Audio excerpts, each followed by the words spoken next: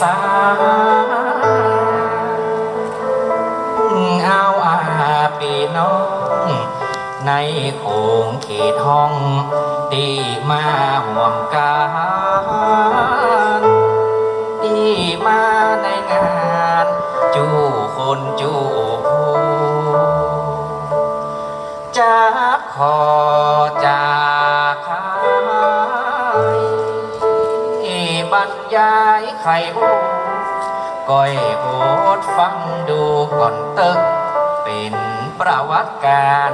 บ่ใจเลิกเถิกจะขอเก่าฟังมนข้าจะจ้อยตามเก่าหนนาลางระบำลำปางละก่อนแก้วกว้างแต่มาดาดแปลงกำกึดกำสร้างคือเป็นตำนานสืบไว้ของเก่าหนหลังเฮาก็ยังใจบ่ผิดแผ่คอของเดิมแต่เอาดนตรีสากลมาเสริมบ่ละของเดิมแต่อ่อนก่อนต้นเอามาปราศเตรียมสืบสนเมืองกับสากลเทียบเต็กมาลองฟังกันจะเล่กับเป็ดสนุกม่วนเล่นเก่าจ้า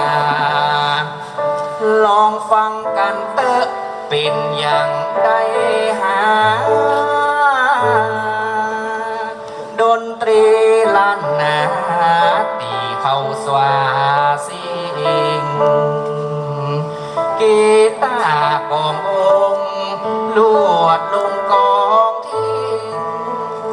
ใส่เบสลวดอิงกองชุด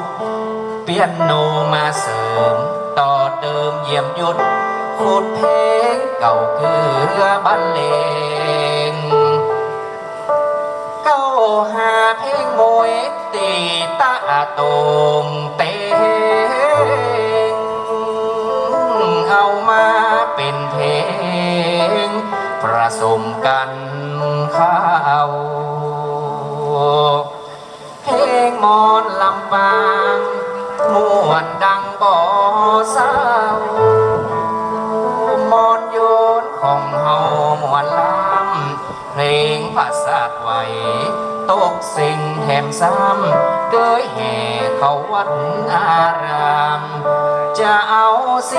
14 11ตกสามแม่ดำปนลำปางเกยดังตัวห้อง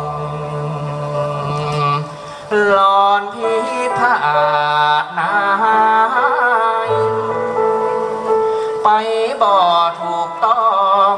หลอนพิษคันลองก่อนนั้นม่อนขออภัยอันใดภาคพลั้งขออย่าขอดมัน